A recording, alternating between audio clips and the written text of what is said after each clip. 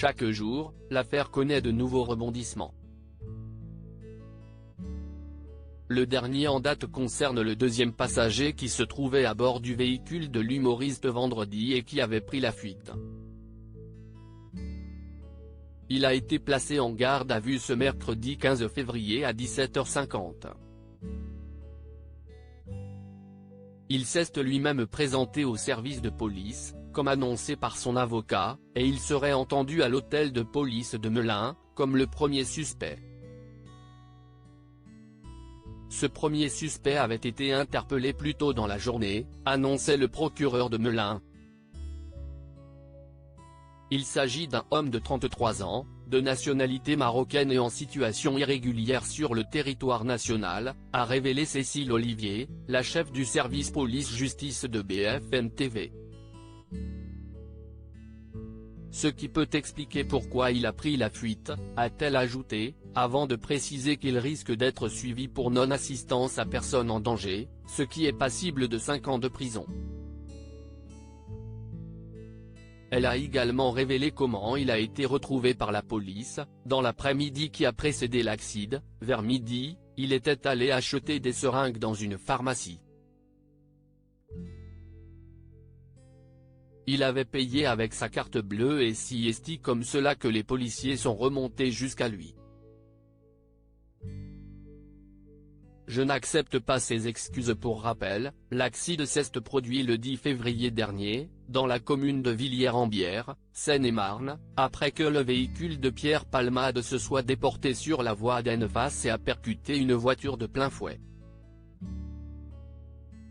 Celle-ci était conduite par un homme de 40 ans qui, aux dernières nouvelles, a subi plusieurs opérations et est toujours en service de réanimation, tout comme son fils de 6 ans qui était à l'arrière et serait défiguré. Il aurait la mâchoire fracturée, d'après l'avocat des victimes Mourad Batik, qui s'est exprimé mardi lors d'une conférence de presse.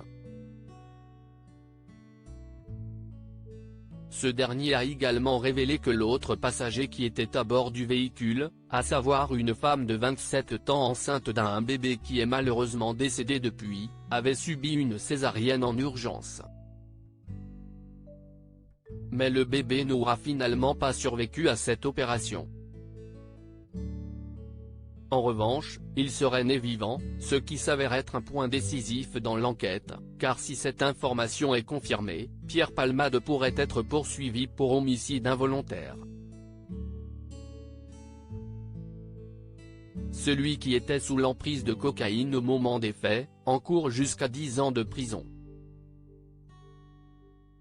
Pour le moment, il est en garde à vue, à l'hôpital de Melun, comme l'a révélé BFM TV ce mercredi.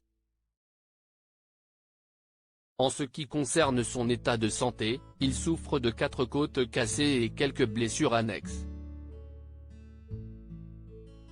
Pour rappel, son pronostic vital était engagé le soir de l'accident. Mais il va mieux depuis, et a tenu à s'excuser auprès de la famille concernée par l'accident, comme l'a révélé sa sœur. Je n'accepte pas ces excuses, a déclaré dans la foulée une proche des victimes.